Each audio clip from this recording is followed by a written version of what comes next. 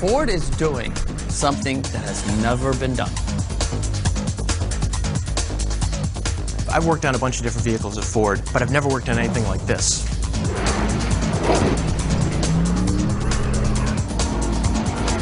We're introducing a new truck. The truck, the new F-150 SVT Raptor. And this will just continue the momentum and help prove F-150 is the best truck in the market. We gotta build a truck and we gotta go test it. And we gotta test. And that means racing. The idea of using racing to prove out production platform is not new. Ford Motor Company has done that throughout its history. We can point back to 1965 when we were racing production-based Mustangs. When it comes to racing, Ford has pretty much been everywhere, from the track to the strip.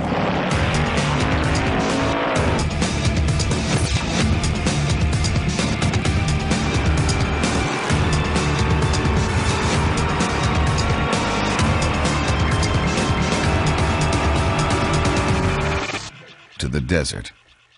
We're taking the rigor and the demands and the challenges of off-road racing and making sure we're putting in the hands of our customers a highly competent, highly developed, highly engineered, totally proved out, off-road capable, yet street production truck that you could buy from your dealership. The current challenge, going off-road, way off-road.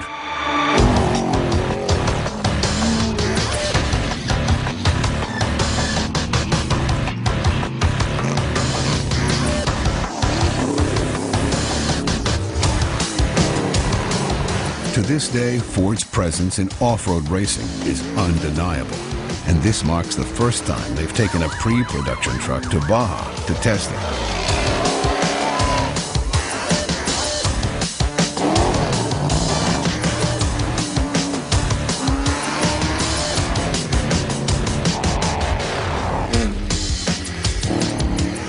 For this daring and top-secret project, Ford wanted to recruit a team of the top racers in the field. I got a call from Cliff, and he said, hey, we're talking about doing this Raptor truck. I know you're a little familiar with this top secret program. I said, I am. I said, I've heard some rumblings. He said, well, it's actually, it's a real deal. And what we want to do is we want to test this thing. And I said, well, I've heard you guys been doing a little testing. He goes, I'm talking about really testing this, going to Baja.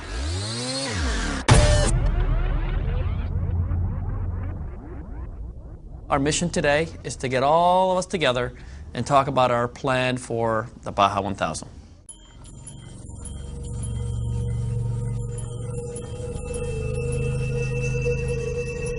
This is the Raptor. The vehicle's about going off-road fast.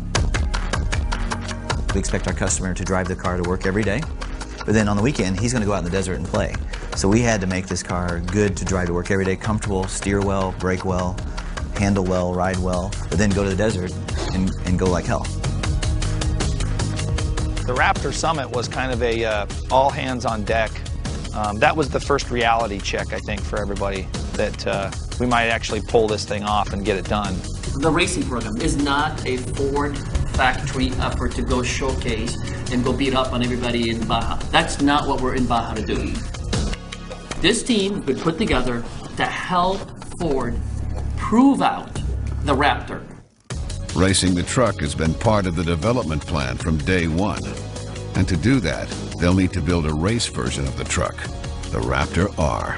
You know, base Raptor is a pretty special product. You know, it's completely engineered, meets all Ford standards, and building on that is critical to the success of the product. Obviously in the rear, this is where the differentiation really starts to get really strong between the two trucks. Looks great. This thing's pretty awesome. At the heart of both Raptors is an entirely new power plant from Ford. It's a 6.2-liter V8. We're pretty confident in this engine. It's a really modest horsepower. It's probably enough for the race engine. We want to get that vehicle to the finish. We want to make sure we finish. We've put some very durable components in it. It should be bulletproof. It should run forever. Ford invited those who'll drive the Raptor R to this meeting. Bud Brutzman, Gene Martindale, Randy Merritt, Steve Oligas, Greg Fouts.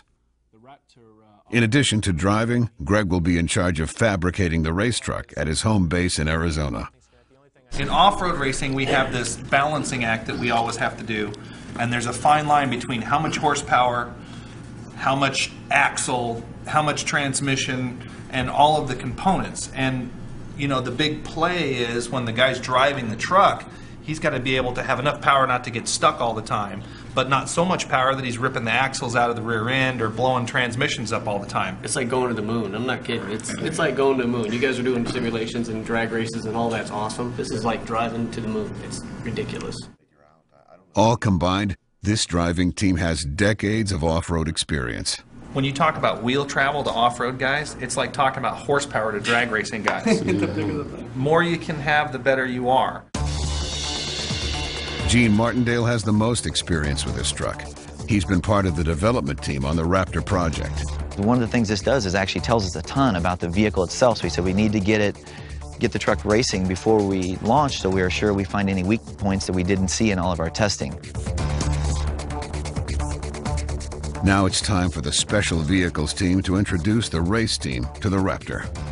The thing that was great about a pre-runner desert racer is that it has a common theme with all SVT products before it. They go fast. They go really fast.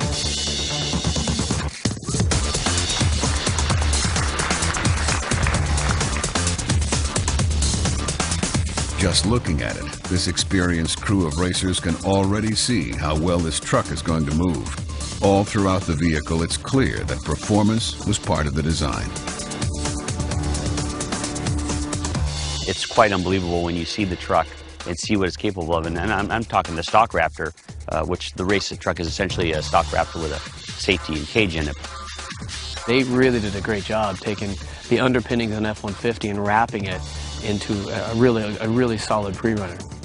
Started getting familiar with some of the components, you know, the Fox internal bypass shocks that were going to be on that truck, and, you know, the 35-inch tall tires from BF Goodrich, and all of the special suspension components that makes that truck like 7 inches wider than a regular, you know, stock F-150. So we started to realize that they really, you know, they took the whole suspension off of one of those trucks and threw it in the can and started from scratch for the Raptor truck, which was, you know, that's a big feat, and that kind of surprised me a little that they went that far into it.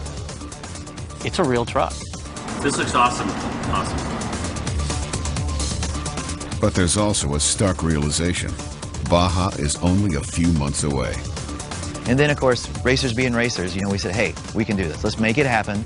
So we said, let's figure out how to do it, and let's just break neck and let's do it.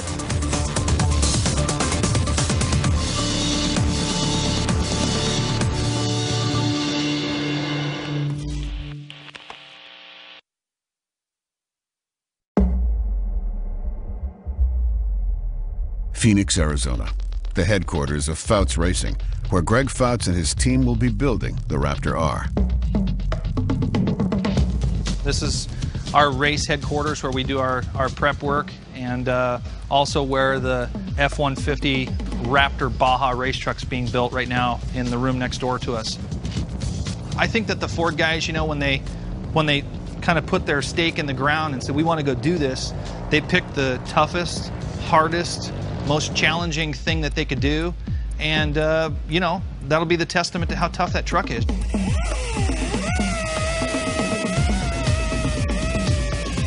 The team already has a donor F-150 completely pulled apart. So that's what you'll get if you go buy a Raptor at the dealership. That'll come with all this. Fox shocks, special extra long arms. These things are like 4 inches longer than the regular F-150. Look at that, here's the upper arm. It's like 3 inches longer than the stock one. Pretty cool. I'm really glad we got this prototype cup holder though.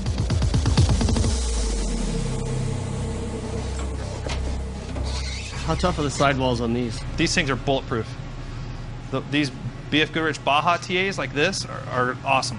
Just ridiculous. You have to do something really stupid to blow a sidewall. You will, if you get a flat, you will earn it.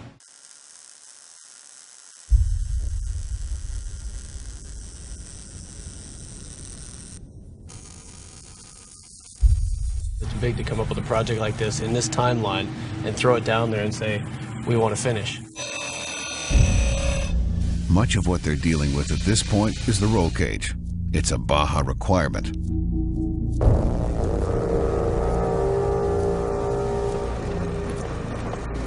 Hours of TIG welding are going into making the cage up to spec. But before this prerequisite can be crossed off the to-do list, a little surgery is required. All right, let's cut this thing in half. Don't try this at home, kids. I don't know, I think there's probably a couple guys that would be mortified if they saw us with a big sawzall, like sawing the cab in half.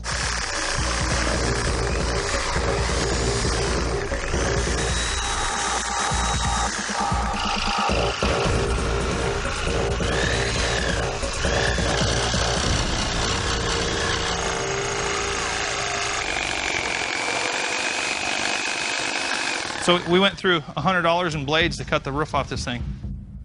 Built Ford tough.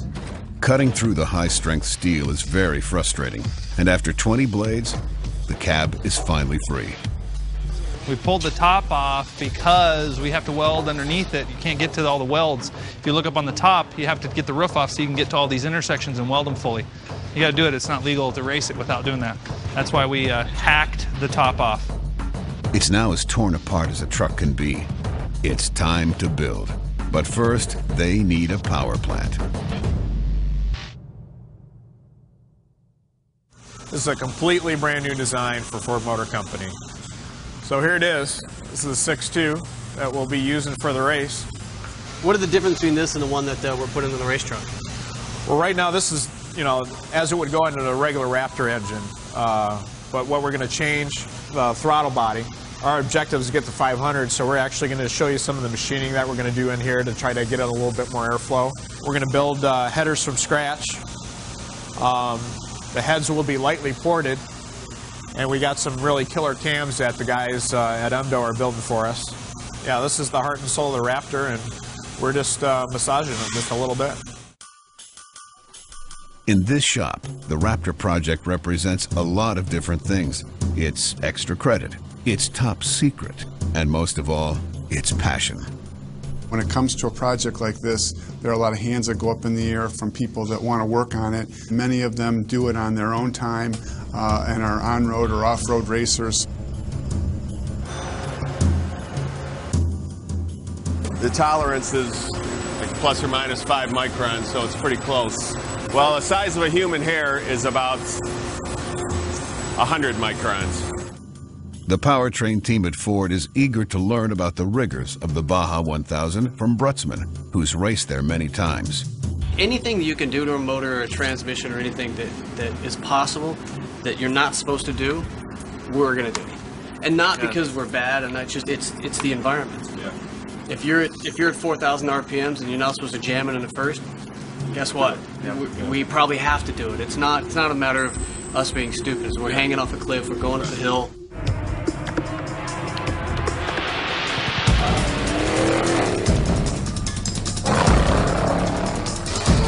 To say Baja is the toughest race out there doesn't begin to explain it. For a vehicle, it's the toughest test of any kind, period. Ford knows that running well in this event will give Raptor one indisputable thing: absolute credibility.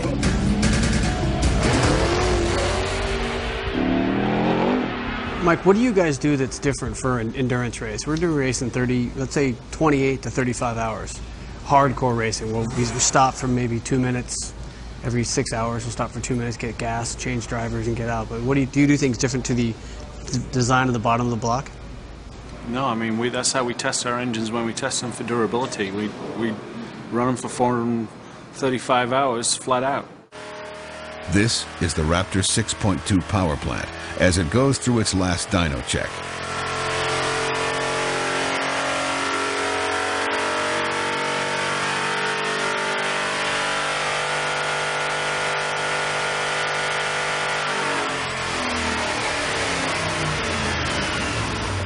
Now she's ready for the big trip to Arizona.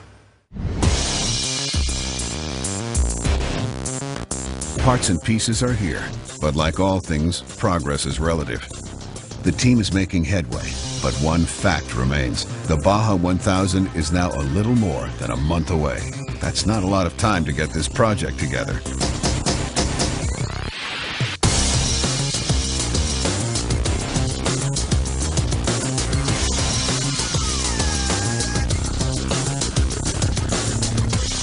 It was chaos in our shop. The place looked like a bomb had gone off for months. There was just old pieces of exhaust, and the bed from the blue truck and all that stuff is just scattered all over the floor in the one side of the shop. Well, there's a huge sense of urgency. We've taken an 18-month build process and shortened it to about 5 months. So we're here with the best that we can find in the business, and they're doing a good job. Yeah, go ahead. Get some masking tape. Do something, would you? Make yourself useful. Don't. You know, I do have to say, Bud was really good at digging. He rode with me at the last race.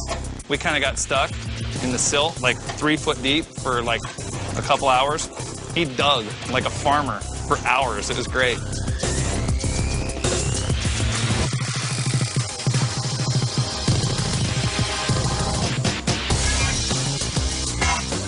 So it's important for Baja to train, and anytime you drive with Greg, you have to learn how to shovel. Where is the love? What happened to all the love? How's that, Greg? And just to add to the pressure, this truck needs to be fully operational in less than a month for its official unveiling at the SEMA show in Las Vegas. This is the best donut I've ever had. Soaked in race fuel. Nice. Yeah, this is high dollar, high speed duct tape. No race shop should be without it. In from Detroit, Dave Dillaway sorts through the unneeded wires. Things like a backup camera are not needed in Baja. You want to have the fewest amount of wires to find so that you can get running again as fast as you can. Downtime is not your friend. These are actually stock calipers, too, for the Raptor truck. Look how big those are. Oh, yeah, for a stock truck, that's a huge brake. Ford stuff, they're dynamite. I can go almost a whole season on one set of brake pads on my Super Duty truck. They're dynamite? It'll weigh 1,000 pounds more than this baby. The next step is a big one. I think we're going to try to fire this thing up, start it up. Doug, grab me another extension like this right over there, a longer one. The timeline is already insane. If the truck doesn't start, it's going to be one major setback.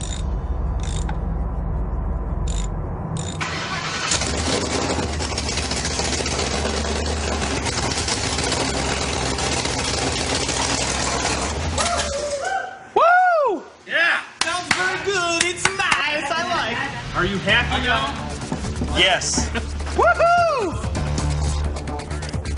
Boy, we accomplished a lot today. Team did a great job. We got the truck running finally. So next thing is we're gonna get the suspension underneath it, get the new rear end in, get it over the chassis dyno, run it a little bit, and get ready to go to Baja.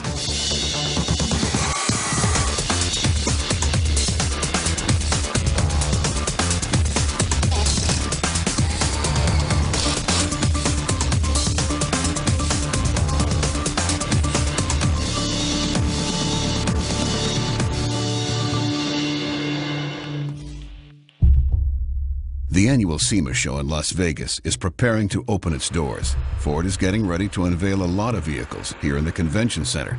But before Raptor gets settled indoors, she has a date in the desert.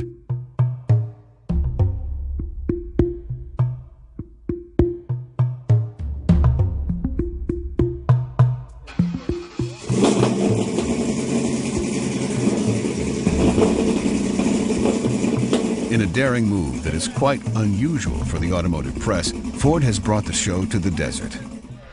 There's a lot of pressure here for Ford. Nobody has ever tried to make a truck like this before. This is radically different than an SVT Lightning was. It's a whole new market. It's a whole new genre. It's a market that no one has ever done in off-road. So, I mean, it's kind of like you're swinging for the fence, but you know, it's either hero or zero. So, yeah, it's pressure.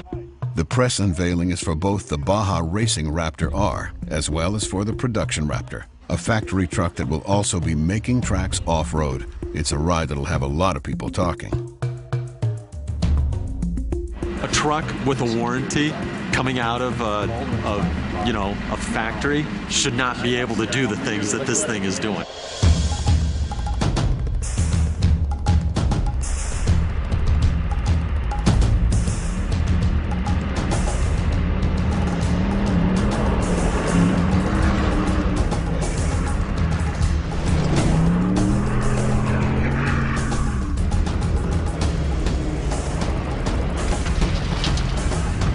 The anticipation is high as both trucks make it onto the scene. Two models of the soon-to-be-in-production Raptor F-150.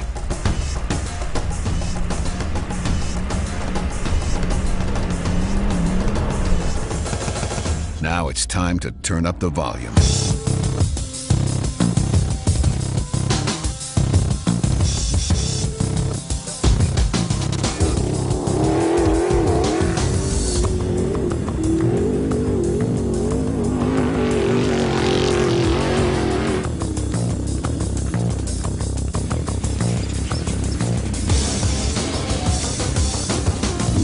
Well, it's a terrific day. It's a day we've been waiting for a long time. This program's been 2 years in the making, and a lot of excitement and enthusiasm about a real, true off-road performance truck. And so now we get to share the excitement with a lot of other people that are really enthusiastic about the sport. And they'll share that excitement in a whole new way, because the press is going for a ride, getting to see firsthand what this new truck can do. And people are just floored at how cool it looks and how fast it goes and how comfortable it is in this really rough, gnarly terrain, you know?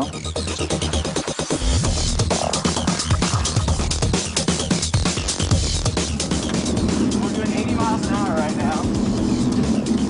There we go, fair smooth here. 90. There's 100.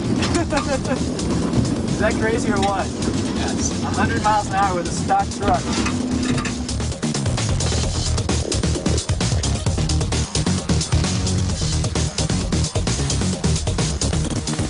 The truck runs across all that terrain like an animal. Really impressive, man. Really, truly spectacular. Cool. I'm glad you liked it.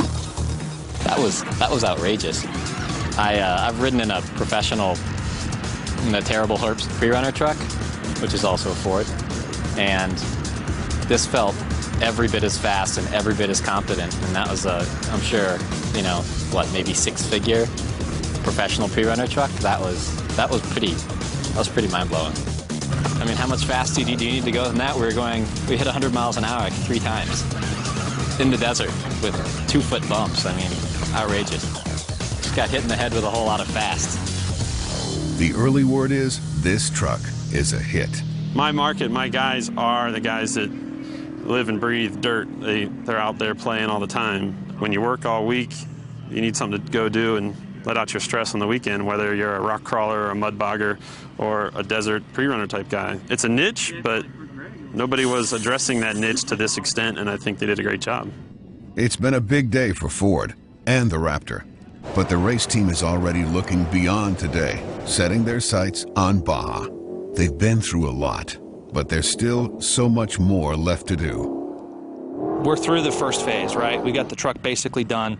We started doing the tuning and stuff like that, and then we start into the next phase, which is now we got to get ready for the race. Are there big surprises yet? We don't know. We're mixing 3 or 4 race teams together to pull this effort off. Ford has gathered experts from everywhere, including a seasoned Baja 1000 veteran. Jeff Cummings, BF Goodrich. He's the mastermind behind the maps of the course, how to get from A to B, and timing. Pit guy's got to be at checkpoint 2 at 3 o'clock, leave at 2 o'clock. Madman, Mr. Baja. They've picked the right man because Jeff is the guy who knows the right formula. It will definitely be a test of both man and machine, as the 1000 always is. You stop paying attention on this year's race course, and good likelihood that's where your race will end. We have to be smart enough to finish that race, knock it all wrapped up and all the garbage that's going on down there, and just get the truck to the finish line. And I think that's going to be the toughest thing, making sure we do that. If you're going to be the baddest man in the ring, you're going to go down and you're going to take on the Baja 1000 and show what you got.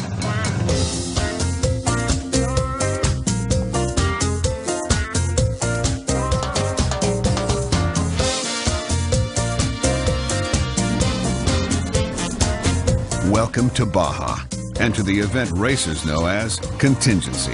It's supposed to be a vehicle check, but it's become the biggest party this side of Mardi Gras.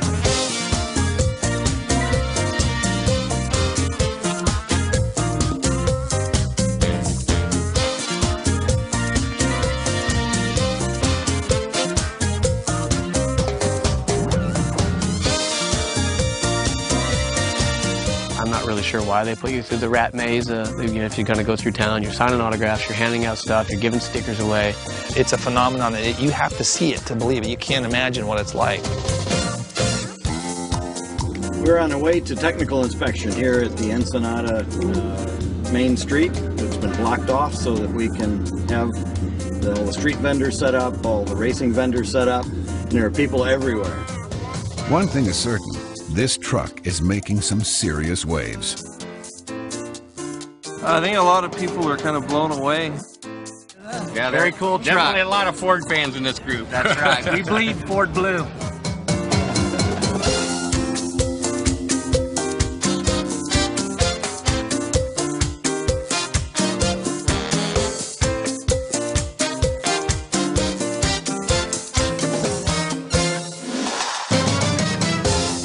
A lot of people want to know what's going on with this truck. I mean, it's, you know, to see the full race truck and what, you know, looks to be the production truck is amazing. You know, it's, if you walk by, it looks like 2 race trucks. So it's taking a lot of people to go, oh man, that's a production truck. I can own that. So it's really exciting.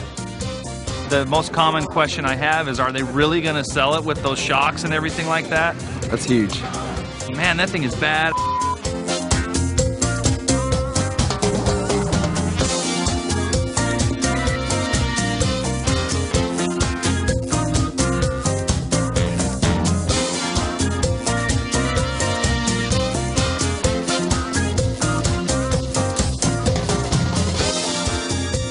Aren't we proud of our Team Raptor? Team Raptor at its finest. Raptor! How proud can I be? Lucha Libre!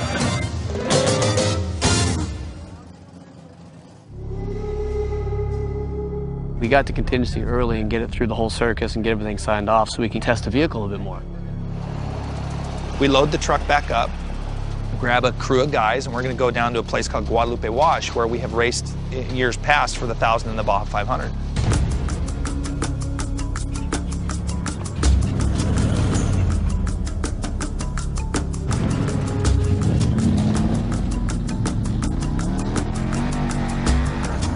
Now it's starting to get dark.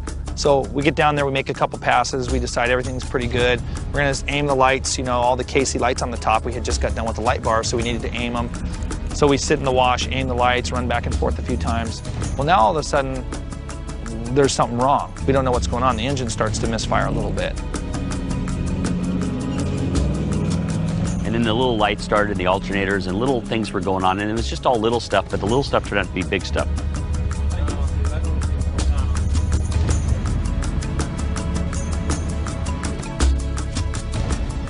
Got back into it and fired her up, and they said, okay, bud, you take it out.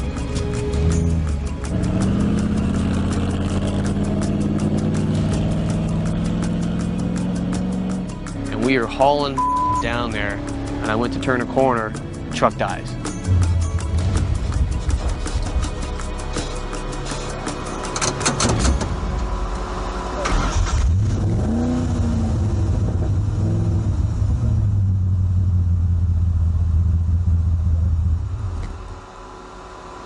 Guys okay?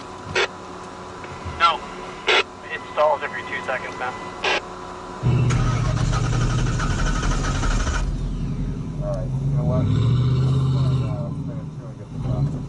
Hey guys, Cliff, you know what? Let's just fix it here. Roger. Greg, if you want to bring everybody down here, this is our new home base. We're not getting this truck out.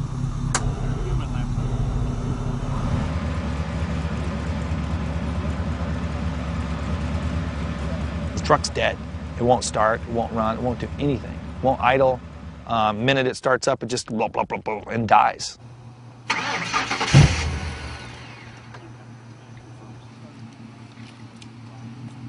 The team spends hours down in Guadalupe Wash. It's 11 o'clock and still no luck. Like, you know, what are we gonna do? The truck won't run, races in the morning. You know, we spent all this effort and time for the last 3 months, you know, busting our to get down here, and it won't run. You know, I'm thinking, wow, we're screwed. With the aid of the production Raptor, the race truck is pulled from the sand and returned to base.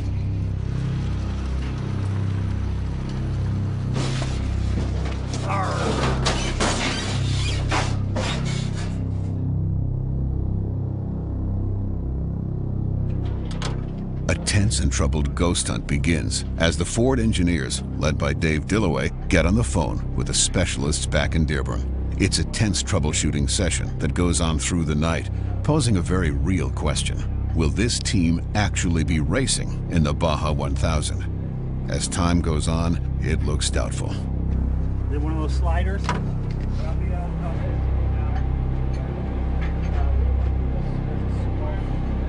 A cowl connector. It says cowl pocket. See here? The amount of pressure, time, and energy it took to get that truck built and get it down here, and to have it die in the parking lot is not right.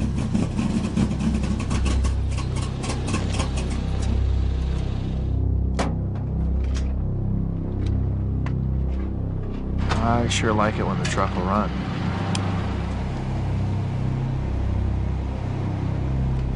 Yeah, 305 here, 605 back at Mother Ford country. And these two guys have been war dialing everybody that they know for calibration. Okay, he's gonna start it up right now. Listen to this. Cross our little finger.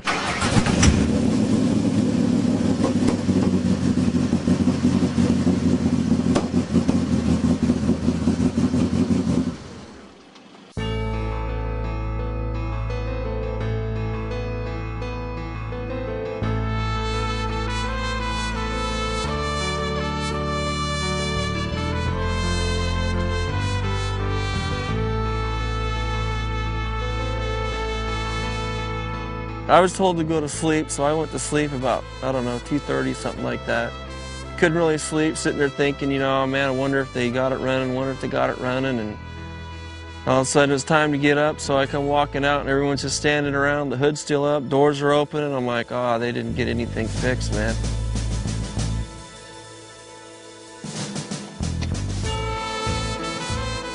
Got up at 7 the next morning.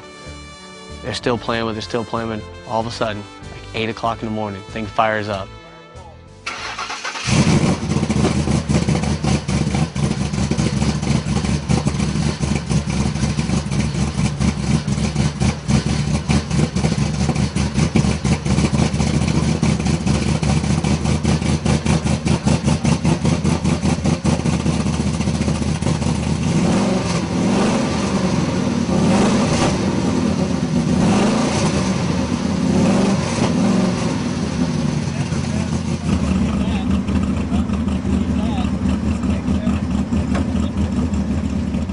Dave says, let's go for a ride.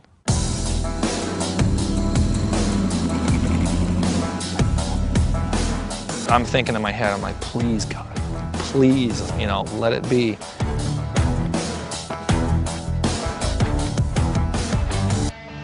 Slowly lay on the gas, you know, brrr, brrr, brrr. I look at Dave, I'm like, well, what do you think? He says, well, see what you got.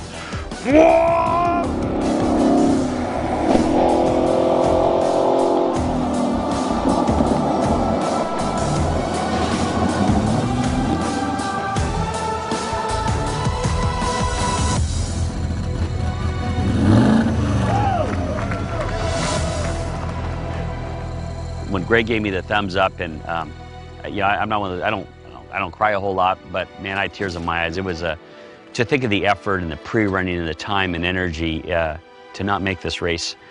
I don't think I was ready for. Wow. He gets out of the truck and he's crying. He's got tears rolling down his eyes. The wind was pulling tears out of our eyes just from the wind. I was like, it's a good thing, because I think I'm going to cry, you know. He said it was the wind, but that's he was crying. Thanks, bro.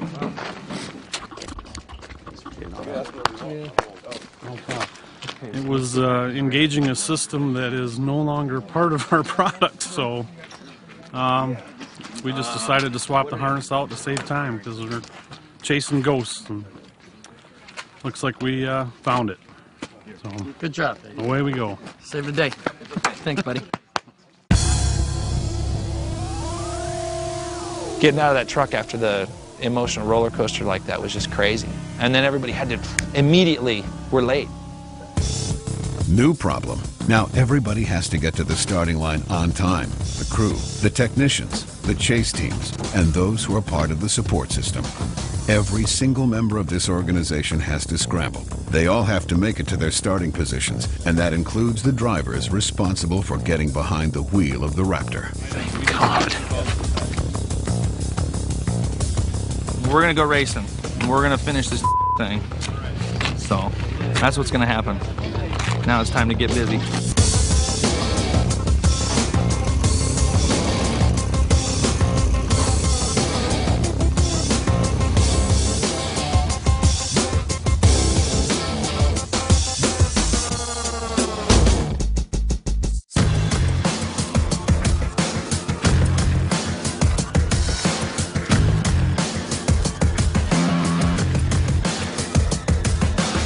The start was amazing.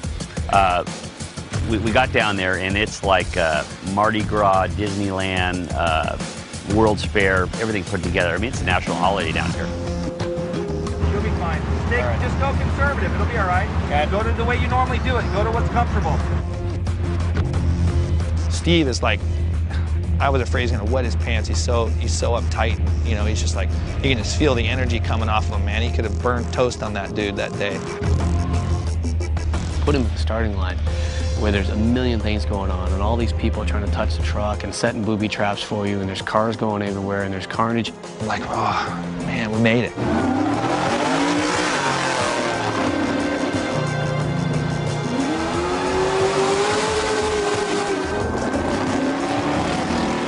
Vehicles have been going off the starting line since 6:30 a.m., one every 30 seconds. Raptor's start time is 11:30 a.m. This year's course needs to be completed within 31 hours to avoid disqualification. But before a team can hit the course, everyone gets a handshake from the great Sal Fish.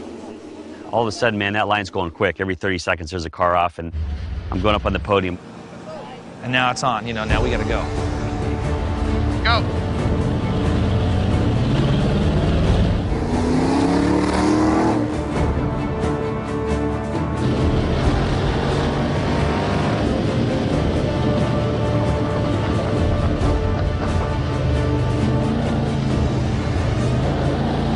I feel like I'm going through Le Mans, just driving down there. People all over the bridges, all over the walls, cameras going off like flashes, like the Super Bowl team running out for Super Bowl. I mean, just flashes all over the place. And it's actually a little hard to see the course because there's so many people. It's like partying in the Red Sea when you're trying to drive.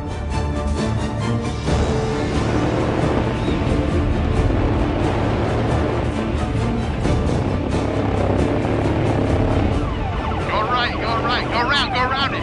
You know, right away, Steve is in the truck and he's passing a couple of people.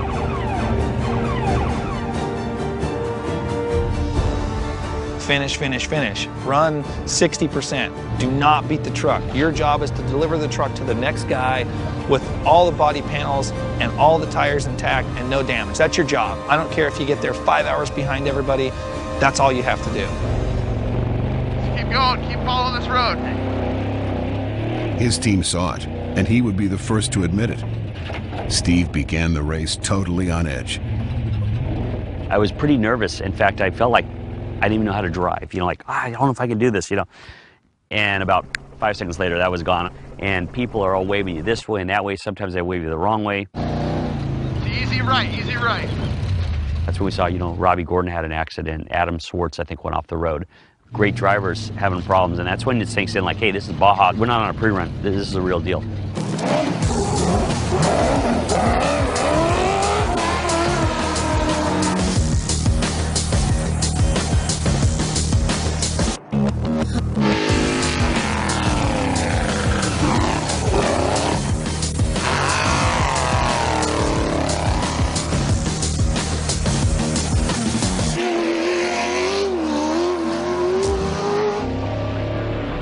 Careful through here. Okay.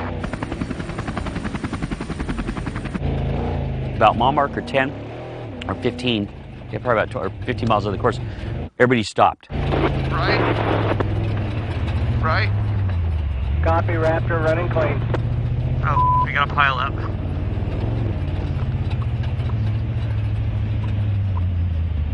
All right. Yeah, the whole race is piled up. God dang it.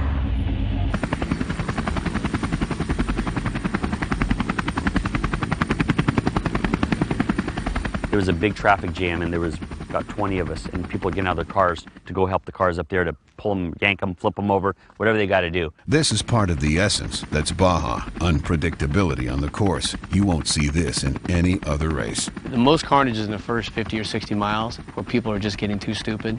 You get amped up on the race and you go in there and that translates down to your right foot and you end up just hammering it down and you know there's pitchers around and cameras around and people are high-fiving you and you just want to race. You feel like a racer, you feel like King Kong and you forget that you got to keep that truck together.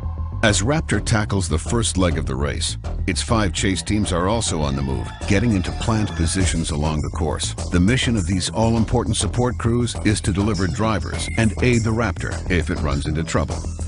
Everybody distributes out and starts running the chase plan.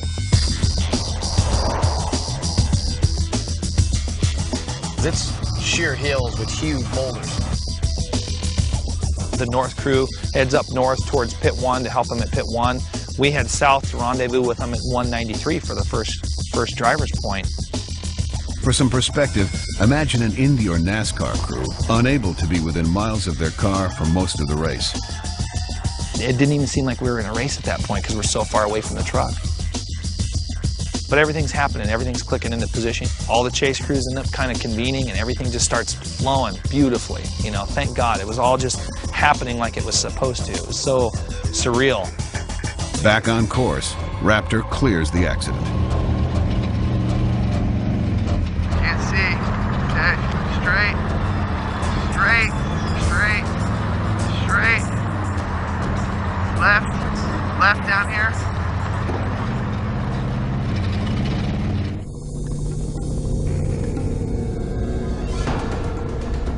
The first chase team must quickly get into position because the Raptor is surprisingly ahead of schedule.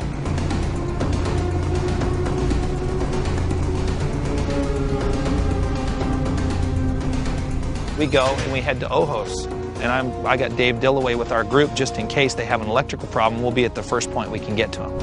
And they beat us to Ojos Negros. And I'm talking to Randy Merritt's guys who were there, you know, doing that checkpoint for us. It was about 45 miles into the race or so. You know, we saw some trophy trucks, some guys going by, and here came Steve, you know, came in running, looked really good, and we were just all excited. You know, if anything was going to break, it would have happened right away. It was kind of what we figured. And I was like, well, how'd they come through? He goes, he's passed like 3 guys already. I'm like, well, how the hell is he passing people already? You know, I thought this was conservative. So we, you know, eventually we get on the radio and he's like, no, I'm just cruising. It just happened. I don't know. I'm just cruising. You know, we passed a couple of them stuck on a hill. We passed a guy here. We passed a guy there. It just happened.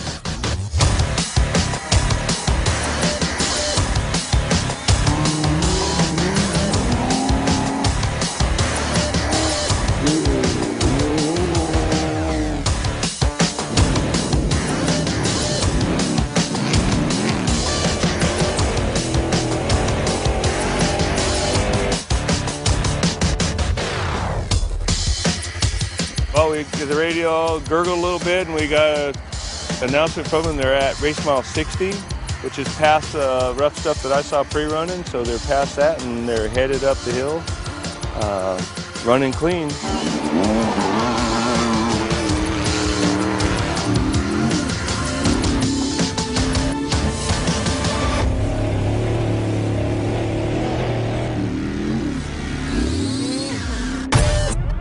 Ron, Chris, let's get everybody saddled up. They're at race mile 79 right now, doing 28 miles an hour. Perfect. Everything's running smooth.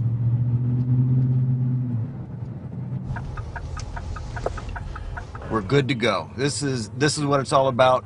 Another 20 hours of this and we'll be there, but it's a long 20 hours.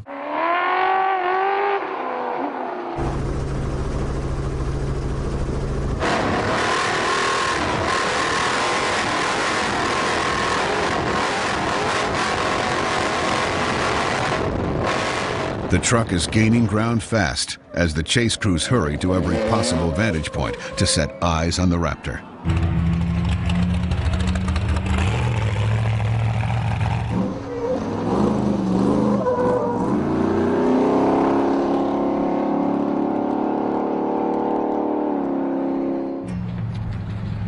we're getting reports and reports how far our car away is, and so you want to look at them, you want to listen to the engine, hear for any rattles, look for any flat tires, anything. You just want to get a visual on that truck.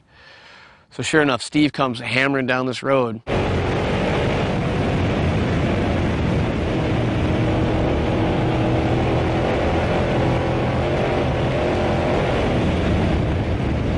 to the left, right, straight right here. There you go. That's us.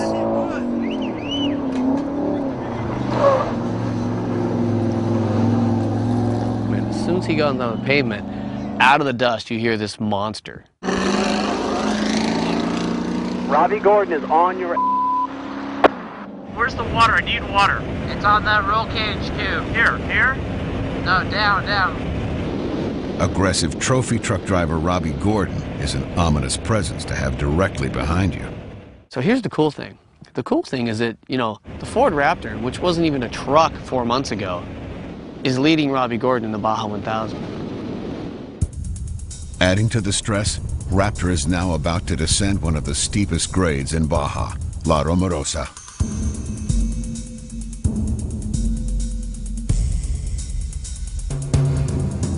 Now, La Rumorosa grade is this 4,000-foot cliff that they carved goat trails in that zigzag, switchback goat trails. Looks like a mining road.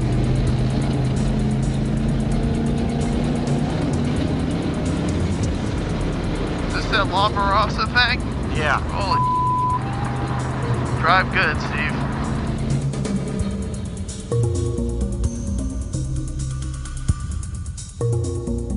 We came down that grade, which is about mile-high drop-offs. About my least favorite thing to do down here is go down that thing. Okay, this one we're gonna have to do some back. Yeah, we are. We're gonna 3-point it all the way. Yep. Quarter-mile stop, 3-point turn back up. It's like a donkey road. See why I don't like this? Yeah, I know.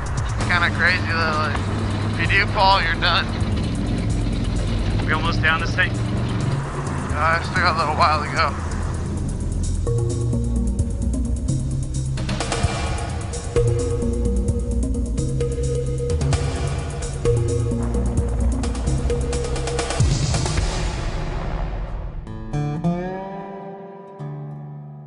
On this year's winding course, pits 2 and 3 are in the same location, ready to assist the drivers and get them on their way.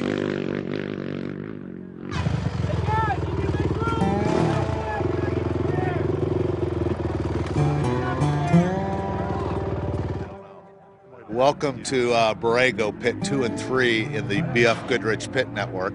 We'll be seeing our first vehicle here in a little while, and they'll actually come by this location twice.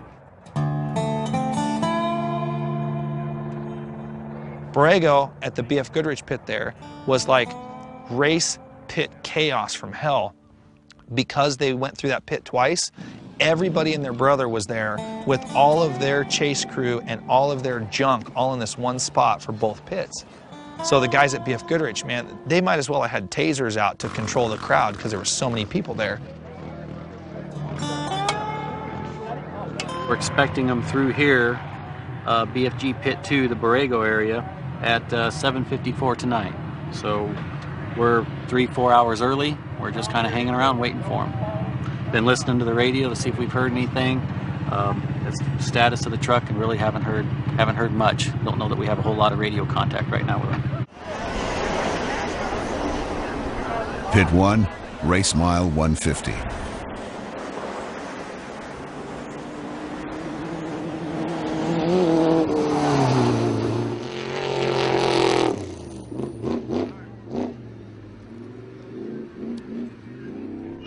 Let me get him out. I'll him out.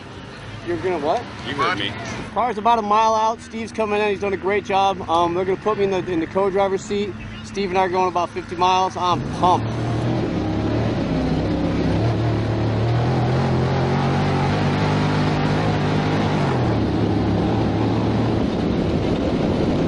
Okay, you're coming in, Steve. Easy, easy, easy.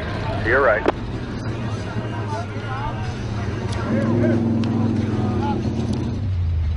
Nice job.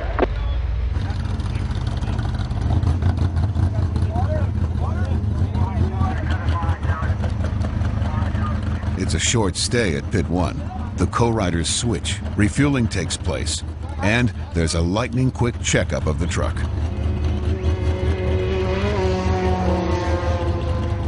Elliot, how you doing? You all right? Feel okay? It's going good. How is it through here? It seems wild from where I'm sitting, just people all over the place and this kind of a dust just coming out in the valley, so hopefully it's going to clear up a little bit. They're running in third place.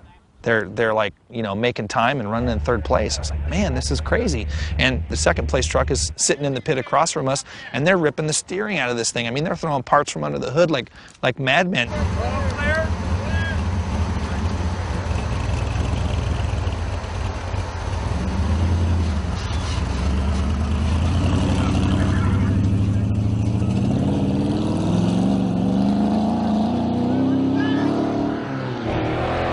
First gear back? No. All right.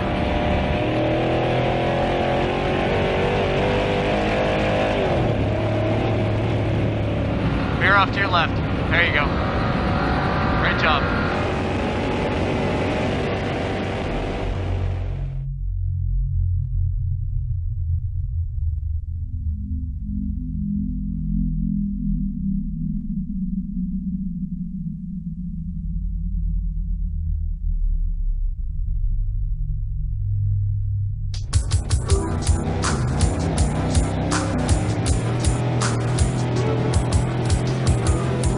As night falls, it's a new race with different challenges at every turn.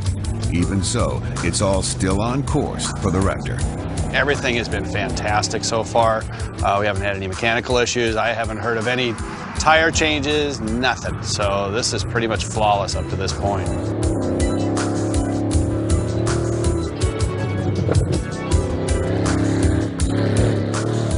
Lots of credit has to go to Steve Oligas, who drove through the difficult conversion from desert sun to the absolute darkness of a Baja night. When the night was coming down, it was a little hard to see. Bud was kind of guiding me, and then we were a mile away from where I'm supposed to give the car to Bud, and that's when things got bad. It's got real bad.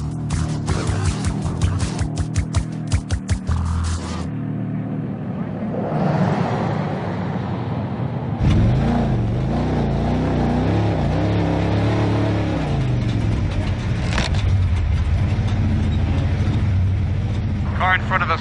Car in front of us. It's a BC car. We're doing great. We're doing awesome. Then we get to this area where it looks like war. You're doing great. There you go. You see it. Great job. Now where? To the Come left. again? Right to follow that hole. Nice and easy. You're fine. Now you're on course, by the way. To the right. Follow to the right. No. Yeah.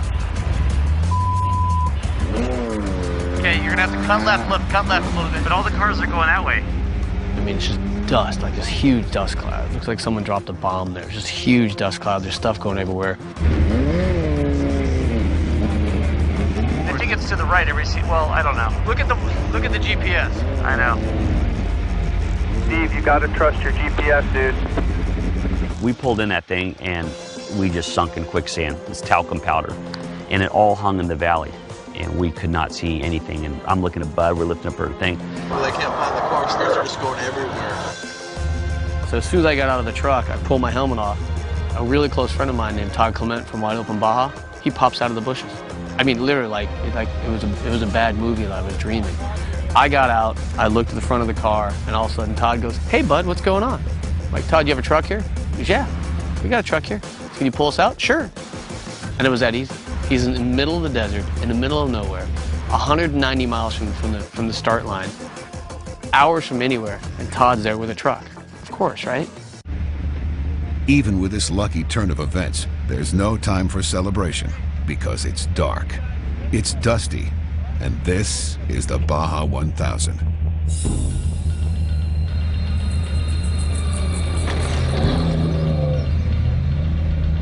I looked, and Bud was gone. I thought he got hit.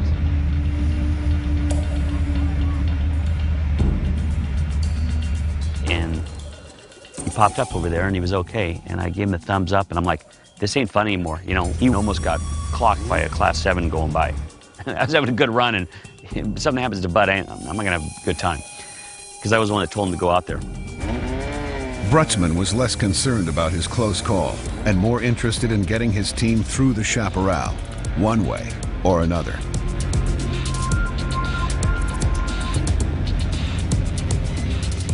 Bud had a flashlight, and he was guiding me, and he would walk up, and he put the flashlight and go, here, and I'd drive over there, and it was like connecting dots. I drove here, here, here, here. And my crew was, I knew they were just a mile down the road, but what happened is we couldn't see the course anymore. It was so torn up and deep.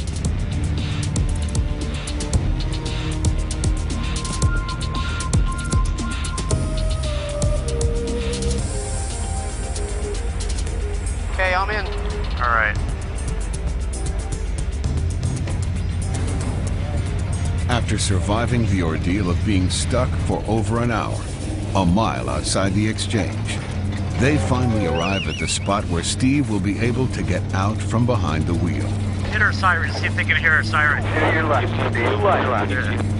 Turn left and go slow. Yeah, that's you. That's you. Slow down. Our left, left, left, left. Go through. There you go. Right there. Nice job, fellas.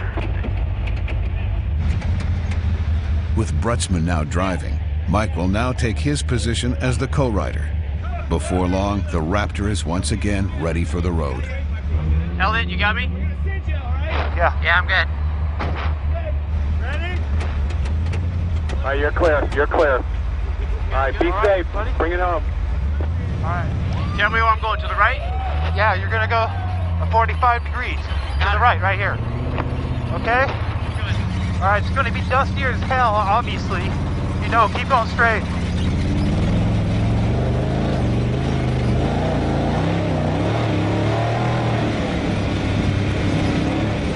Still straight. Relatively. You know, okay, I need some input though. I like a lot of input. I'm not going to drive crazy. We're doing good. Yeah, all we have to do, we're getting there. Good pace, good pace.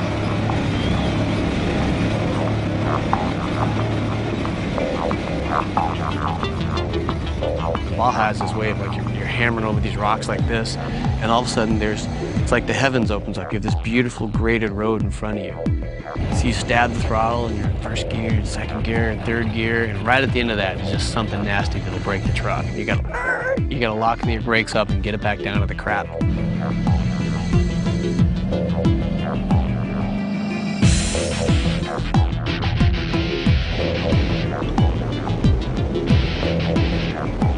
Fortunately, the wild paths soon open up into miles of open road in the dry lake bed known as Laguna Salada. Laguna Salada is a beautiful, beautiful dry lake bed that during the day is awesome when you don't have dust and you're in it. At night, it's just pitch black and there's tons of dust hanging over there, and you know those race trucks are gone through there and you can kind of see tracks. We had an opportunity to open the Raptor up, which again I have mixed emotions about, because you don't want to hit anything. You don't know if there's a truck broken down on the side, or you're going to hit these little mounds. Sometimes there's little mounds of the sand, they hit the wind, and you don't want to hit one of those at 100 miles an hour, you're in trouble. So I threw the thing in fourth gear and just hit the throttle, and you know, we did 100 miles an hour across that dry lake bed. 99,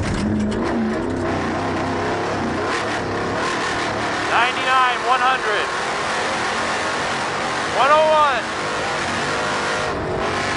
A new record.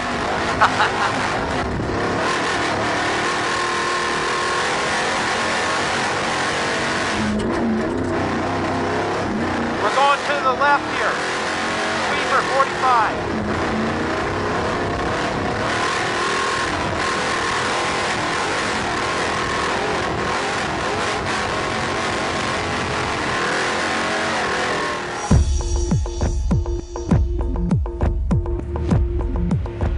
At pits 2 and 3, Greg and other members of the chase crew are waiting for the truck.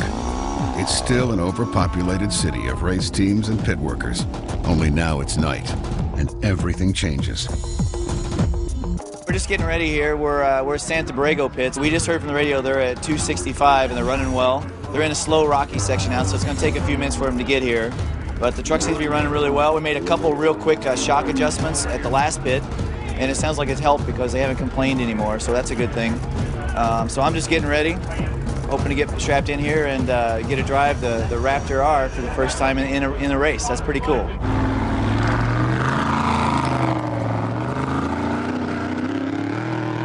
The constant good news about Raptor is only putting much of the team on edge. They know this is the Baja 1000, where trouble can and will hit you when you least expect it.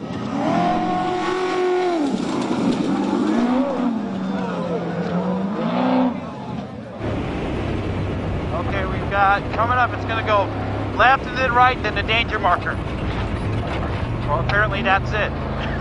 There may be another one right here. Sorry, dude. When you're driving fast in the desert at night, the correct language is crucial when it comes to navigation. He calls out left turn 500 yards. So right before it, right when we get to the left turn, he says, right here. And my brain processes, right here. And so he said that probably 15 or 20 times. And I'm like, and as I'm jerking right and looking left, I'd jerk back to the left and get around the corner, and I would chew his ass out. Do not do that. Okay, right here. Now go left. Sorry. Sorry about that. Woohoo! Thank you, sir. Never say right here when it's a left.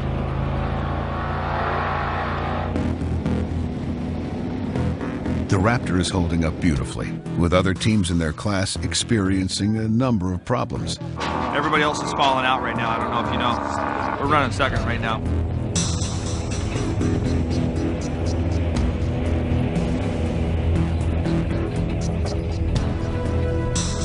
I can be up beside there, I just can't get in, or how's that work? You need to hang back till the fuel's in. Okay.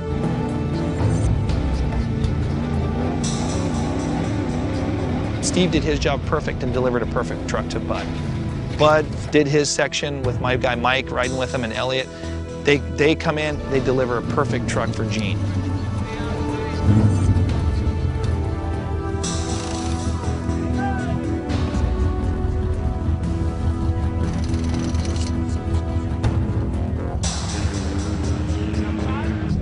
Well, things are almost perfect. It seems a repair is on the way. We're at the BF Goodrich pit there, and we find there's a couple of tabs cracked underneath the skid plate. Well, there's only 3 of them on the front holding it in place. So I'm like, well, we need to weld those, because if the other one cracks, then the skid plate folds and it'll punch through the transmission pan maybe. So to be safe, we pull over, weld the tabs on the skid plate. Well, in order to weld it, we have to shut the car off, and we got to turn the battery off so that you don't smoke the computer. Along with the repair, this stop also brings a switch of drivers as Gene Martindale gets behind the wheel. Soon, they're ready to roll. Clear. Okay. Okay, Mike. We clear? Yeah.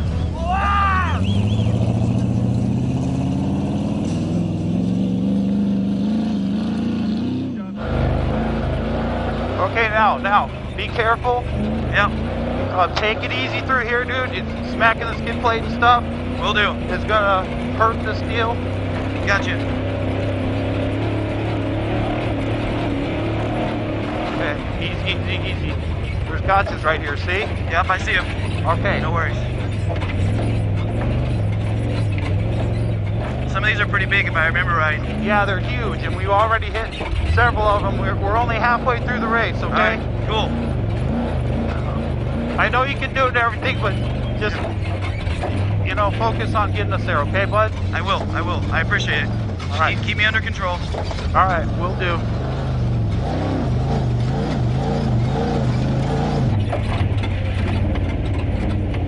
When we first got in the truck, it was very rough. Lots of deep whoops, very sharp whoops. So we had to be real careful with the truck not to overextend the suspension, because it was kind of trophy truck territory. But we were running pretty hard, pretty good. The truck was doing really well. And then we got into some smooth, fast stuff, and the truck really exceeded there because the big power in the engine, the suspension's tuned really well, the tires worked good, really fast. Then we got back into some deep silt, and the four-wheel drive system really saved us. We almost got stuck twice, and the four-wheel drive system really pulled us on. That was a big advantage we had, I think. It really helped us, and it's something that's really beneficial to the Raptor system.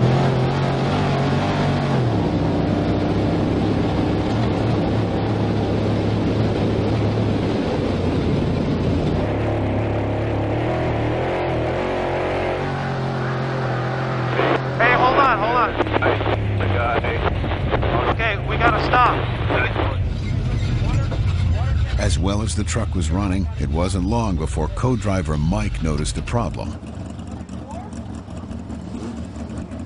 So we all jump back in our trucks. We got to haul us now down by San Felipe for the driver exchange, where I'm going to get in the truck and do my section. And we get about 3 miles down the road and we hear this radio. Hey, this is Raptor Race. We got a problem.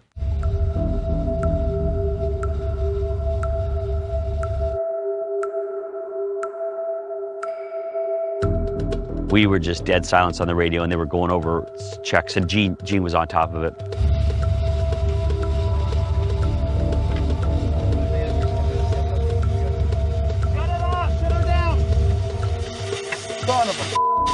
What the I don't know. I just started getting into my groove about 15 minutes or so in, and then my co-driver said, hey, the engine's getting hot, we got to pull over. So we stopped, and then you're like, oh, shoot, this could be it, because it got really hot, and we're like, oh, shoot, this could be at the end of the race, we could be done. You want me to get out? Hold on, I got to call in. Okay. I don't know what happened, dude. I don't either. We didn't hit any rocks or sticks or anything, did we? No, we weren't. Huh? Where am I? I can call in. What do you want me to tell him? Tell him we're approaching race mile. Hey, this is Raptor Race. Okay, this is Raptor Race. We have lost the radiator. We are approaching mile. Hold on, we're looking at mile left. Hold on. What do you mean lost the radiator? It's overheating. It's overheating. We don't know exactly the details. Yeah, we will let you know. We're looking now. Check your circuit breakers on your fans. What? Check the circuit breakers on the fans. Yeah, one's fine. You got to turn it on and see if it works, right? Huh? It's working. Yeah, it was working. Yeah, one fan was working fine. One fan was working fine. It got hot right before it took off. We tried to take it easy. We kept climbing the temperature, and now it's at 0. It's pissing out the overflow there. Okay, is there any water left in the radiator? Can you tell that? I can't tell yet. I haven't opened it. Okay, I need to know that, Mud. Do we have any water in the car? Do you have any water? Yeah, let's get that. Mountain Senior, we can't tell. It's so low, we can't tell. We're going to dump both water bags in, our drinking water bags, see how full it is, and try to run both fans and see if it clears up, okay? That's not enough water if it dumped all the water, Gene. We're gonna fill the 2 bags in and see if we can see the level then, so we can get an idea, okay? Copy that. Just please don't run it with that little bit of water, okay? 10-4, we will definitely do that.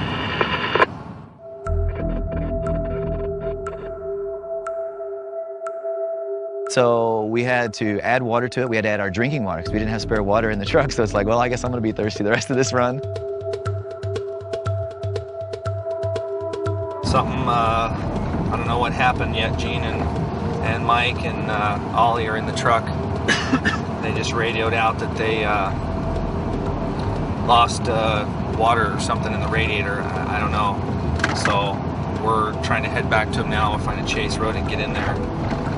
We got radiators and stuff in the truck, so that's not a big deal, but we got to get to them. So we're going to have to find that chase road and get in there with some water and some tools and stuff like that and figure out what's going on. So just tell me it didn't suck it down right away, but we're only at 160. This is Gene. We started up. It did not suck the water down, but the temperature gauge now went up to 180, so we're thinking the condition is not open. No, it's only at 160. 160? It's at 160 and not 180. If it didn't suck the water down, let it idle for a minute with both fans on. Copy that. We will do that right now. We're at 160. I misspoke. 160. We're going to let it idle with both fans. Over.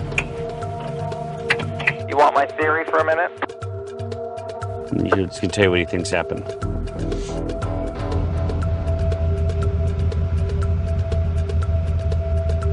I wonder if when we shut the batteries and everything down to weld on that thing, if the relays did not come back on or something like that for the fans when you first tried to turn them back on. We are thinking the same thing, over. If all the fans are working now and you've got enough coolant in it where the radiator is full, and it's idling okay, then, you know, let's make the decision after we know that. We let it idle, it went up to 170, it sucked the water down now. Do you want us to add more water and try again? Absolutely. Put more water in. Shut it off and put the water in. You're good, you're good. He said close it and go. We think it's okay to go. They filled the radiator with their water bags, and they confirmed that the fans are running, and they said that engine and everything seems fine, so they're going to try to go. We are thinking about rolling here in a few minutes. 30 seconds. We are buckling in. 30 seconds to go. No problem. The team has decided to take their chances and send the Raptor back into the race, hoping for the best.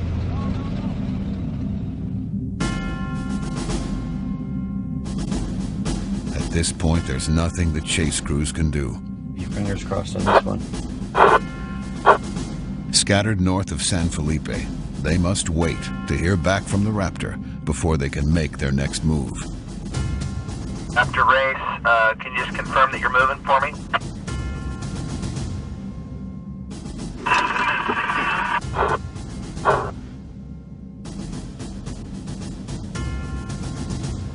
Raptor race at mile 290. Everything seems to be okay. Water temp staying at 180. Raptor race is running clean. Okay, guys, we need to haul back to San Felipe.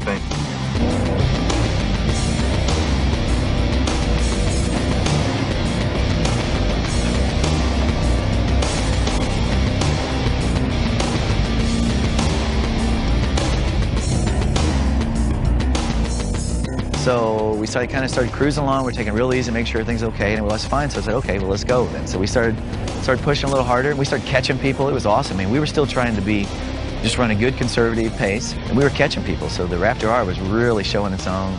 Was really happy how fast it was, and we were just running really smooth. That was a big scare, kind of a false alarm, but if we would have lost that motor, we'd be done. That problem never showed back up. But the engine guy, Jim Stevens, he about peed his pants because, you know, he's thinking that they overheated the motor and we're done right then and there.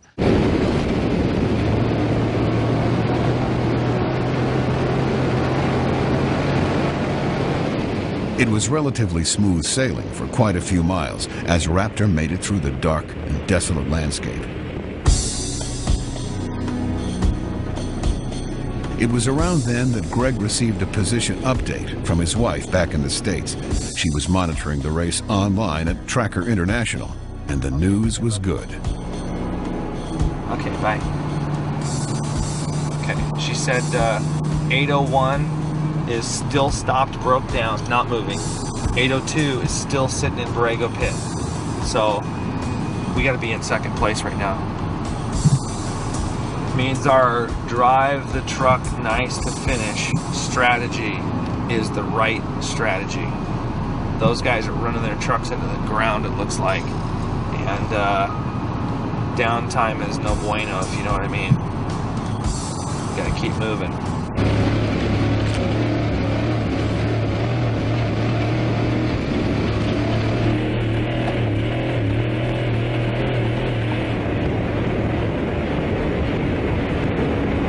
Slow down, we got pits. We're coming to the pits, dude. Where are we going? We're coming into the pits. Okay, we gotta stop before the checkpoint. You see the guys? No, he said they're on the right-hand side of the road. Okay, don't go through the pits. Okay, right start. We're off to the right, we're off to the right. Off to the right. Turn right, right, stop, stop, stop, stop, stop, stop, stop.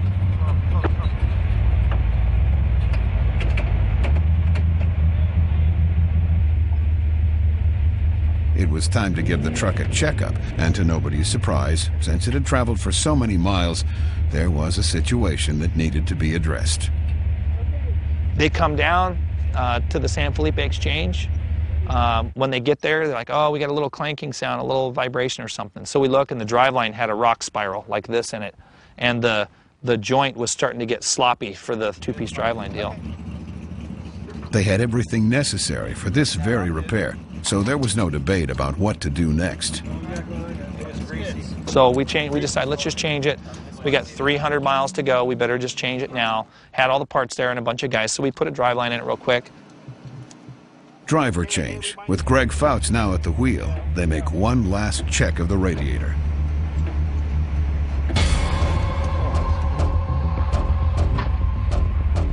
We good? Clear?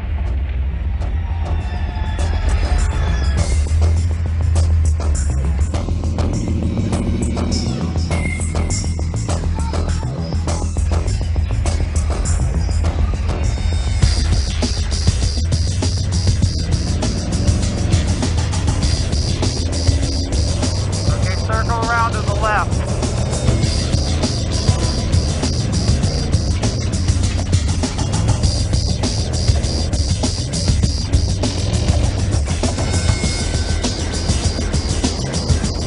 How's the radiator been, okay? Yeah, it's never got over 185. To the right, about 30 degrees. Coming up.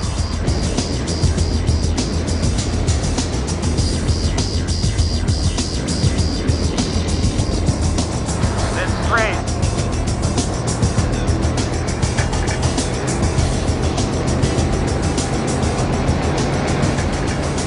Greg, the car right behind you is the 7, and then the next one back is the 8. He's 2.5 minutes behind you.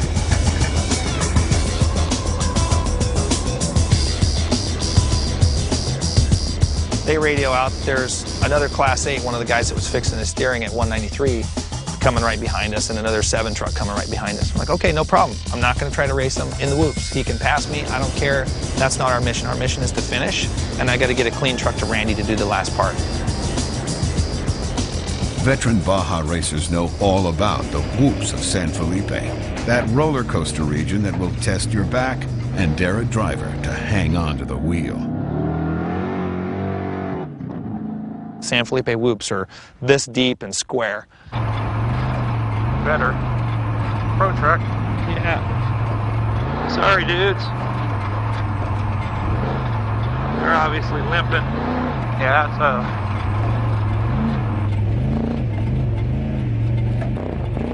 man, I want to go. I just want to get on top of these, but I know I can't. You know?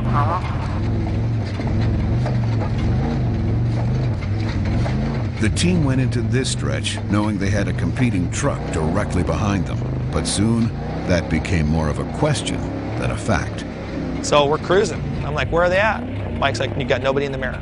Where are they at? Nobody in the mirror. Where are they at? Nobody in the mirror. So we're 20 miles down the road in these big whoops. I'm like, he should have caught us easily by now.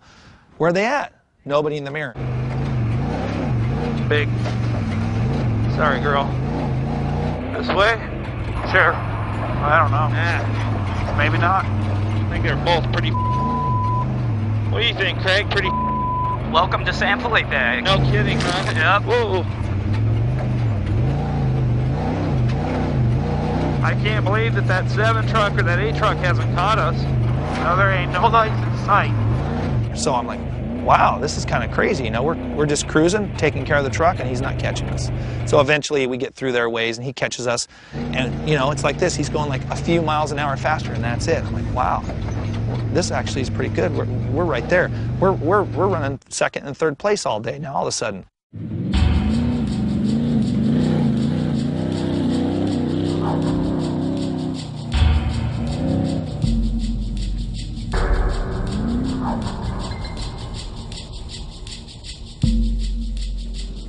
The chase crew is stopped.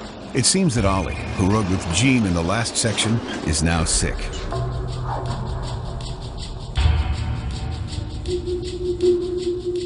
We were coming down a hill, and you know, I figured I was just gonna go ahead and lose my lunch, and we'd pull over, and I got out and kind of pretty much collapsed, and you know, was shaking, cold, and not a lot of fun. Wound up spending some time on the ground in Baja, you know, just trying to get my bearings back together and get some color back in my skin. I got some fluids, got a little bit of rest.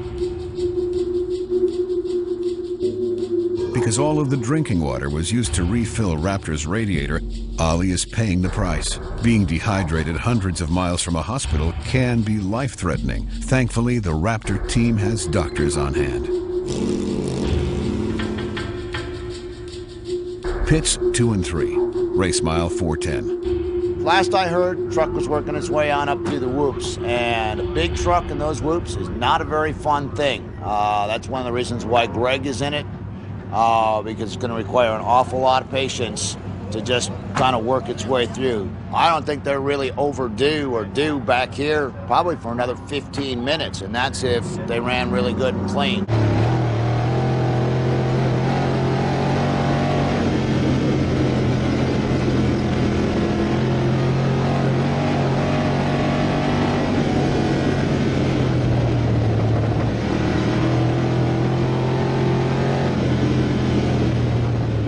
So we run through our section. We get to up to Borrego Pit, and Jeff Cummings was there from BF Goodrich, you know, and all of our guys were there.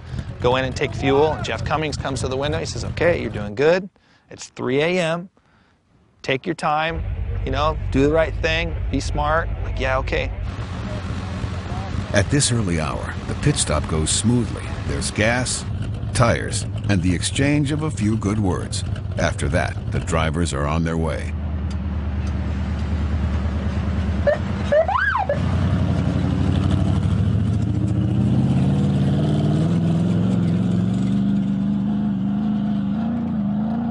We're all pumped up now. We were getting a little sleepy there for a while, but things are going good now.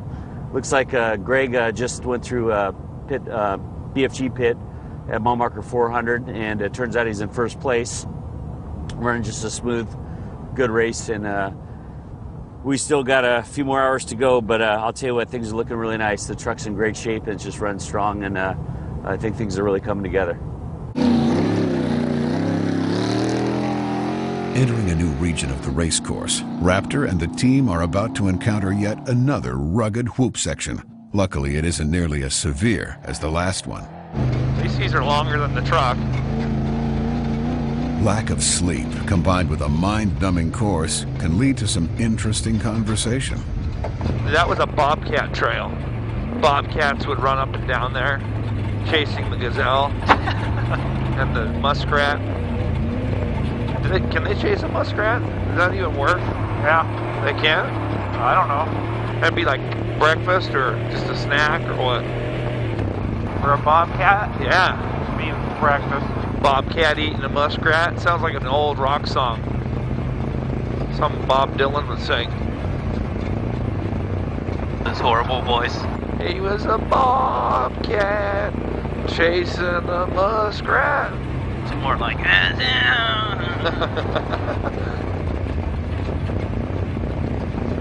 Oh yeah, that was just Tom Petty, wasn't I? Sorry.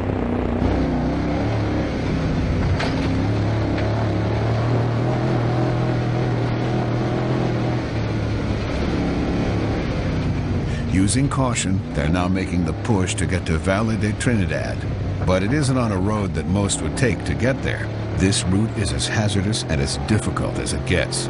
Hey, gotta be careful through here. We just gotta get home, right? Yep. Okay, almost a 90, back to the left here.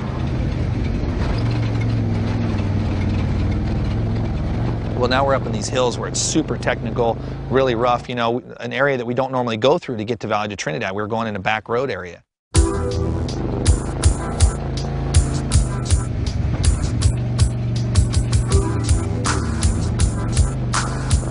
Now it's starting to set in. I'm starting to get tired. I'm driving the truck and I'm like, you know, in this really technical stuff with drop-offs and stuff like that, and I'm starting to not feel good. You know, it's like I'm kind of like closing one eye so that I'm not getting blurry vision, and I'm starting to get real tired.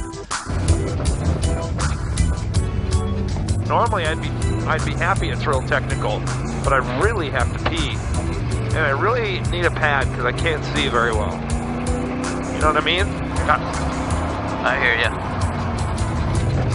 Oh God! And I'm really tired of whoops because it just makes my want to pee worse. And so I was telling the guys, well, I need to go to the bathroom. So where are the guys at Valle de Trinidad? Well, they're at mile marker, whatever it was. I'm like, we're going to stop there, tell them I want a power bar, and I'm going to get out and go to the bathroom. Hey, boss. Whenever it looks like the sun's coming in.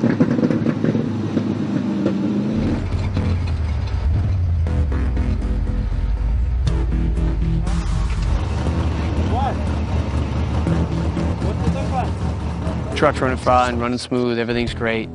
He just wants to get a power bar, something to drink. He's feeling kind of tired. And keep in mind, he's been up 24 hours a day prior, the entire time, you know, leading the chase teams down there on the radio. So he's been up at that time 36, 37 hours. Greg wasn't even going to stop. He was just going to do a flyby. We had plenty of gas. He's 30 miles outside of pit 4, and Randy's about to get in.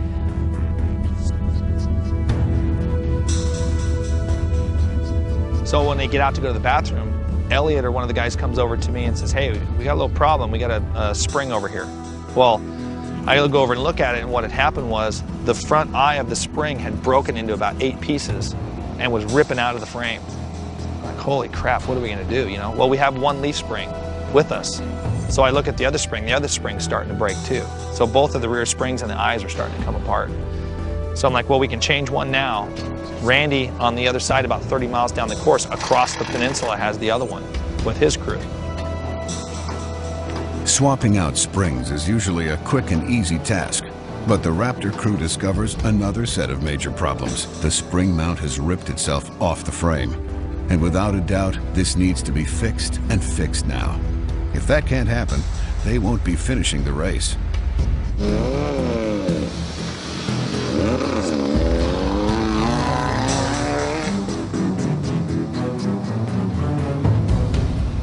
We're just outside of the Valley to Trinidad, getting ready to go across the peninsula to the Pacific side, and they looked underneath the truck, and the springs broke, and it was rubbing through the hanger on the frame because it had been broke for so long. So we go over to the Baja pits, guys. You know, they set up these pits all over. It's called Baja pits, and they had a welder there, and so we go over to that pit, and I'm underneath there with a little, you know, wire feed booger welder, welding boogers onto the spring hanger to build it up where the spring had rubbed a hole through it. They have like some old rebar and junk like that, so I'm underneath there welding pieces of crappy old metal to it to build it up a little bit so that hopefully it'd be strong enough to make it.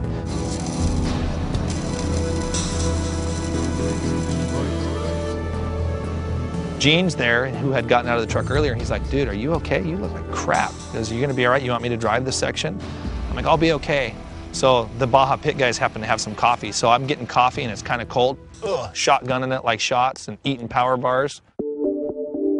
But the lack of sleep is having its effect not only on Greg, but also on the entire crew here in the Valley de Trinidad. Meanwhile, across the peninsula is last leg driver Randy Merritt. He's waiting for his turn at BF Goodrich Pit 4, and he's been up all night as well. Everybody was really tired.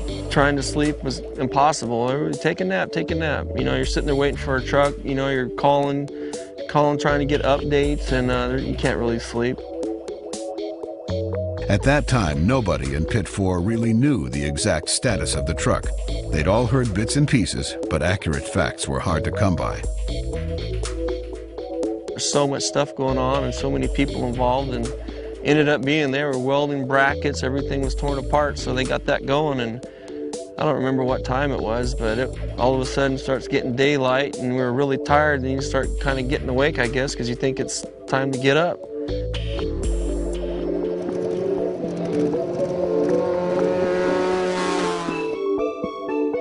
With a new day arriving, the Raptor team is more determined than ever to get back into the race. After making the repair, finding that reviving form of energy that only a desert sunrise can bring.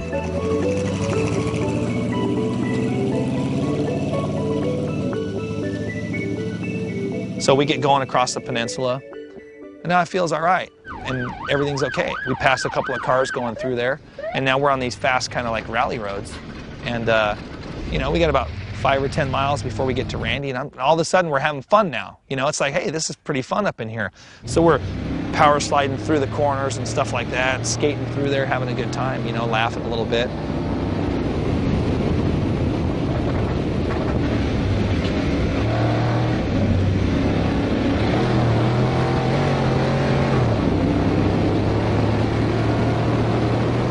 Hey, right 90 degrees. Just after this little hill. After all of this that we've gone through, you know, we probably lost 3 or 4 hours with the driveline and then changing the 2 springs and fixing stuff, we had easily 4 hours of downtime, and here we are still running 3rd place in Class 8 when Randy took the truck.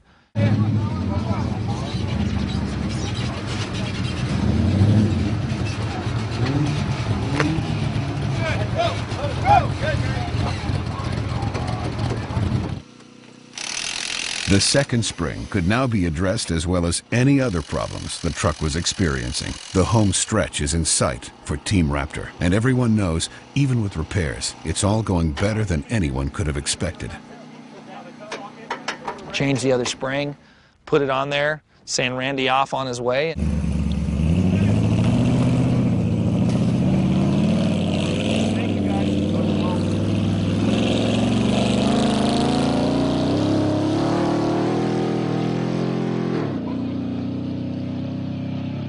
Hey, is that coffee? Hey, can I have a cup of coffee? Of course. If I say please? Oh, pretty please. Pretty please? Yeah.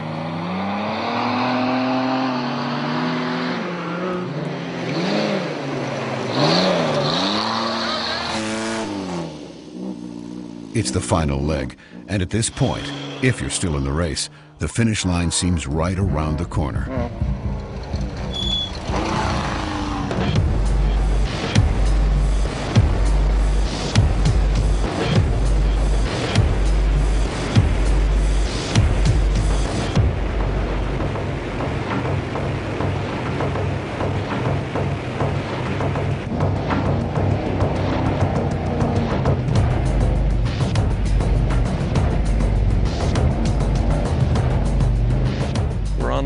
For a while, and we jump off, and there's some dirt roads.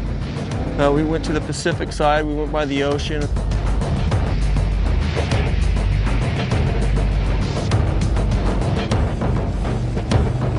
Randy has a really cool section, a really fast section. He's got a section up the coast that's unbelievable.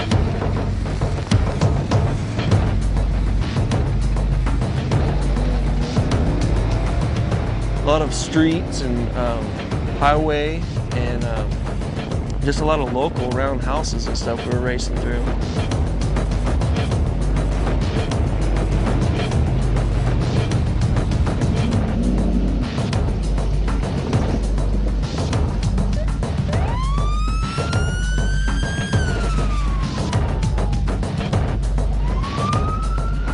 And once we got about I don't know, about 560 miles, wherever it was, we started turning into the stuff we were dreading, which was the silt hills.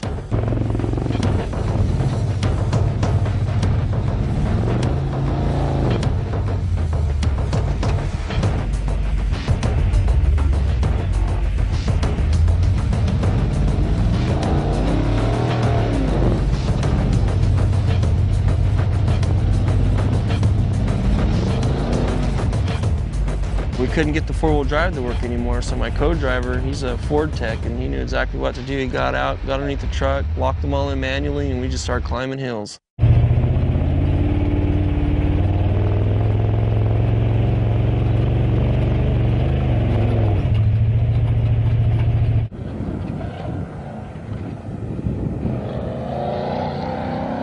By now, the same thought is hitting Randy and every other member of the Raptor team. If they're doing this well and getting this close, there's no reason for a better place showing to be out of reach. Well, as we were getting closer, I guess we were catching up to the 2nd place truck.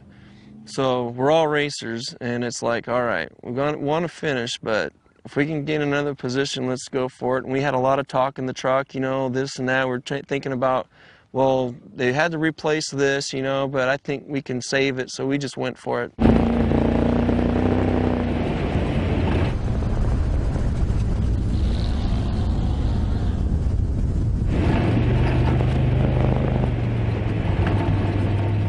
Randy's about, I don't know, 20 miles out, bringing it to the finish.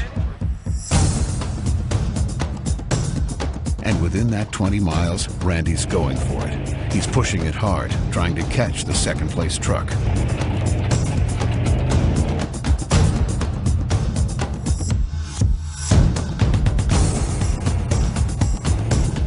Randy's doing great, truck's running flawless. We're gaining on everybody. Race mile 596, truck stops. We don't know what happened.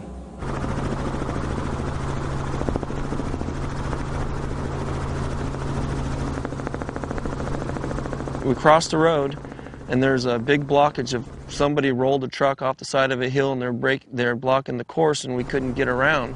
There was probably about 20, 25 vehicles that were all stuck together. You are on what amounts to a goat trail in the middle of the mountains, stuck behind a rolled truck. Welcome to the Tecate Score Baja 1000.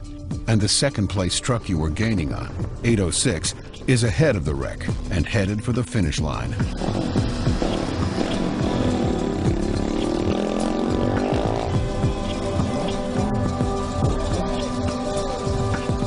The attrition rate for the 1000 this year was nearly 40%. And you can tell, looking at the faces of those who finished, that this course was a monster. The news finally gets to Greg. You're kidding me. Randy's sitting there at 595. Susag is already moving. He's got 20 minutes on him already. Can't do anything. Who's holding him? I don't know. Race control or? I don't know. Maybe we should find that out. When you have a problem, you go to the boss, Sal Fish. Okay, do you know anything about vehicles being held up at mile 595? 595? Have you heard anything? Yes, sir. We had a vehicle, truck, rolled there, was blocking the course. Nobody could get by. 806 has since been cleared of the course. He is proceeding down the racetrack, and the other guys are moving out. They're thinning out as they have the opportunity. A second place finish is no longer a possibility for Team Raptor, but nobody seems to mind. They had some bottleneck up in the last 50 miles of the course, so it gave everybody time that were all over Baja to convene at the finish before they got there. Hitting over 30 hours of no sleep, the team runs on the excitement of a dream come true. You know, there was this dirt mound at the line where everybody was gathered up, and there was a sea of orange and black Raptor shirts that you could see. It's like we owned that whole crowd. 25 hours ago, a truck barely 2 weeks old took off from this very mound of dirt to do battle with the toughest race on Earth, and it was one good fight.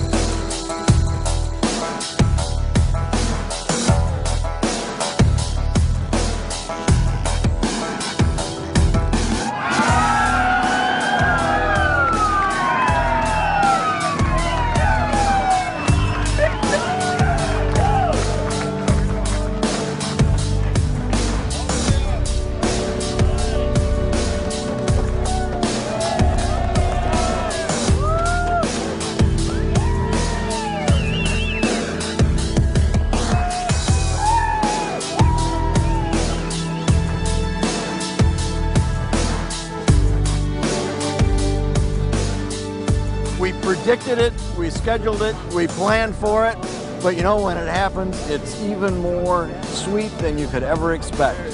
Finishing the Baja 1000 with the Raptor truck, such a great learning opportunity for us. It's a prove-out opportunity, and while we were here engineering, what happened was a race broke out. By golly, we finished third. We're happy. 30 hours ago, we were in the parking lot and wondered if the car's even going to start, and we just finished the race. I don't even know what the time was. We finished race third in our class. I feel great. You know, it's been 3 months of hard work with all the engineers. We proved it was Ford tough, and it's just a great feeling. I wish all my co-workers at Ford could be here and just feel a sense of pride that we just came out here and we finished just like we said we would. The camaraderie of the whole, all 40, 50 guys. We're all proud to be something that's larger just than ourselves. Finishing this race after the push we've done for the last 3 or 4 months is like, it's the end. Everybody did exactly what needed to be done. Everybody pitched in 100%.